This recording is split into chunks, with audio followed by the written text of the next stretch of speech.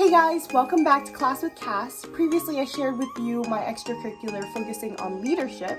This week I want to share with you my extracurricular of creative writing, which garnered me some honors and awards, specifically in poetry and playwriting. I'll be sharing my creative writing experience first and then dive into 4 takeaways just for you. Since I was little, my mom has always taken me to the library and cultivated my love of reading. I was a voracious reader. My mom found book recommendations in these books right here for teens and kids. I started writing my own original stories, although they weren't quite so original as I thought. They were basically fan fictions of what I was reading at the time. I'd rewrite scenes that I love with my own characters, and that's basically how I learned to write, copying until I found my own voice. During middle school, when I was homeschooled, I cultivated these skills and learned the elements of what makes a good story, which would later form the foundation for my playwriting. You can check out my Goodreads account that keeps track of all the books I've read since 7th grade in the links below.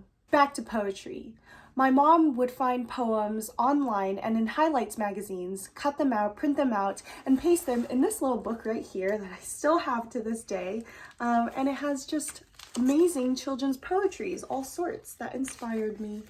She also encouraged me and a childhood friend to become poetry pen pals. That is, we traded original poetry every week by email, and we just had a lot of fun doing it. We wrote all sorts of genres, haikus, limericks, you name it. I rediscovered poetry in 7th grade when I entered my high school called OSHA, the Orange County School of the Arts, for the Integrated Arts Conservatory. Integrated Arts was the sort of catch-all conservatory where students were exposed to literally everything, including acting, singing, dancing, film, production design, and creative writing. It was there that I renewed my love for poetry, and in the 8th grade, I decided to enter the Creative Writing Conservatory for the rest of high school. Throughout this time, I submitted to many poetry competitions and literary magazines. Over the course of my high school career, I was ultimately published by a variety of different lit mags, including Jet Fuel Review, Claremont Review, Area International, Rambutan Literary Magazine,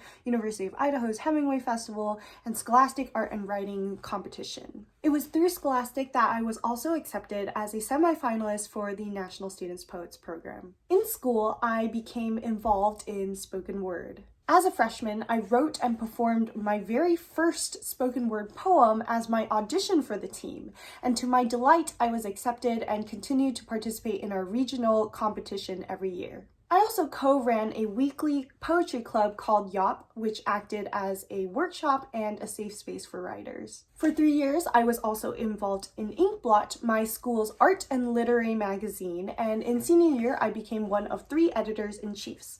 So these were the books from my first year in Inkblot, beautiful. My second year in Inkblot, amazing. And my baby, the last year where I was one of the editors-in-chiefs.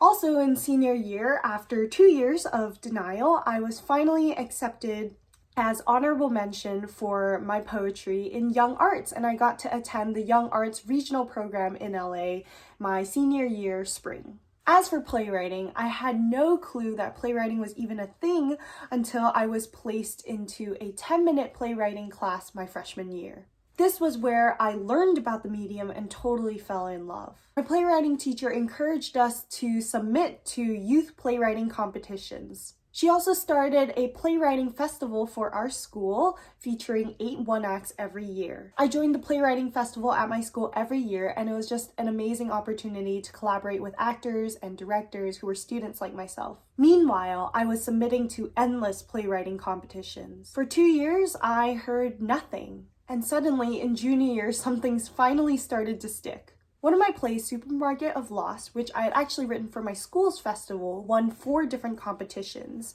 Writopia Lab, the Blank Theater Young Playwrights Festival, California Young Playwrights, and a Youth Plays Publishing Competition.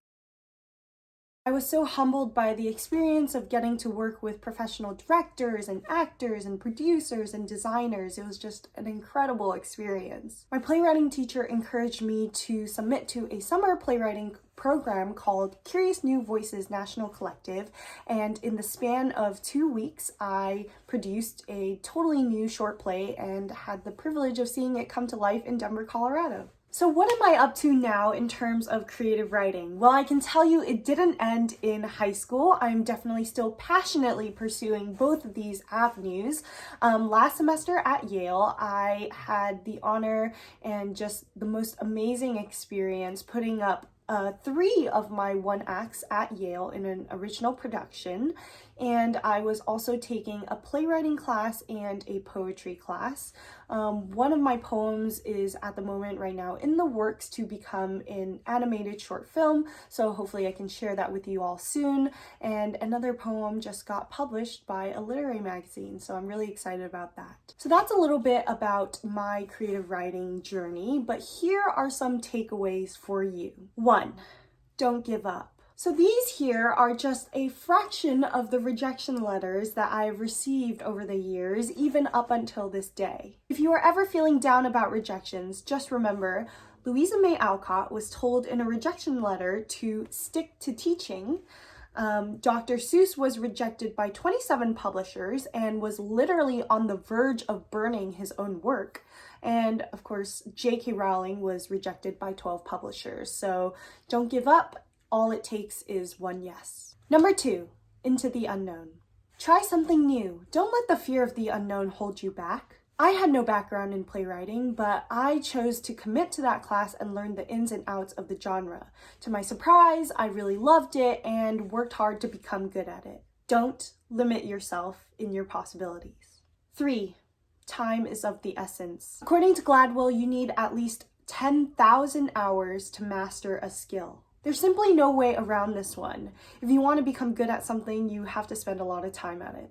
4, find your people. One of the great joys I had in my creative writing journey were the people that I discovered along the way. This community I found of thinkers and artists and dreamers and writers is something that I will truly treasure forever. We would sit for hours on end in what was known as the creative writing basement, a warmly lit library filled with books and pillows. My fellow writers built me up, they workshopped my babies, and they inspired me to grow into the artist I am today. So that's it for today. Comment below your favorite pieces of writing, whether it's fiction, nonfiction, screenplays, plays, poetry, whatever it is, and maybe I will do a video on my favorite authors and poets next. In the meantime, be sure to check out my previous videos, and important links are all below. Thanks for watching, and I will see you guys next time.